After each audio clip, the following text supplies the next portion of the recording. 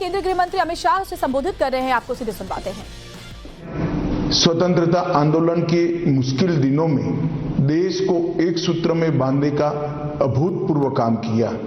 इसने अनेक भाषाओं और बोलियों में बटे देश में एकता की भावना स्थापित की। देश में पूरब से पश्चिम और उत्तर से दक्षिण तक स्वतंत्रता की लड़ाई को आगे बढ़ाने में संवाद भाषा के रूप में काम किया है।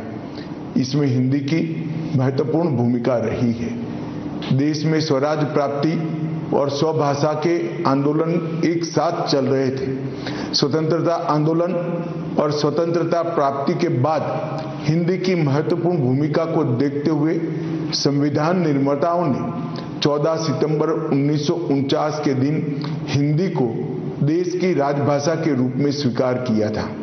किसी भी देश की मौलिक और सृजनात्मक अभिव्यक्ति सही मायनों में सिर्फ उस देश की अपनी भाषाओं में ही की जा सकती है। प्रसिद्ध साहित्यकार भारतेंदु हरिश्चंद्र ने कहा है कि निज भाषा उन्नति अहे सब उन्नति का मूल, यानी कि अपनी भाषा की उन्नति ही सभी प्रकार की उन्नति का मूल है। हमारी सभी भारतीय भाषाएं और बोलियां हमारी सांस्कृतिक धरोहर है, जिन्हें हमें एक साथ लेकर चलना है।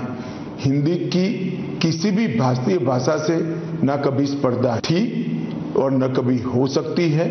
हमारी सभी भाषाओं को सशक्त करने से ही एक सशक्त राष्ट्र का निर्माण होगा। मुझे विश्वास है कि हिंदी सभी स्थानीय भाषाओं को सशक्त बनाने का माध्यम बनेगी। माननीय प्रधानमंत्री नरेंद्र मोदी जी के नेतृत्व में भारतीय भाषाओं को राष्ट्रीय से अंतर्राष्ट्रीय मंच तक उचित सम्मान मिला है।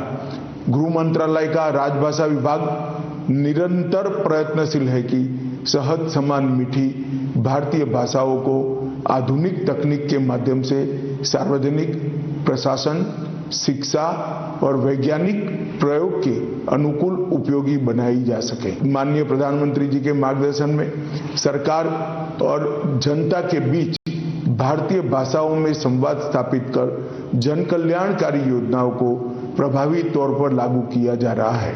देश में राजभाषा में हुए कार्यों की समय समय पर समीक्षा के लिए संसदीय राजभाषा समिति का गठन किया गया था और उसे उत्तरदायित्व दिया गया था कि यह देश में सरकारी कामकाज में हिंदी का प्रयोग, उसकी प्रगति, इसकी समीक्षा करें और रिपोर्ट बनाकर माननीय राष्ट्रपति जी को प्रस्तुत करें।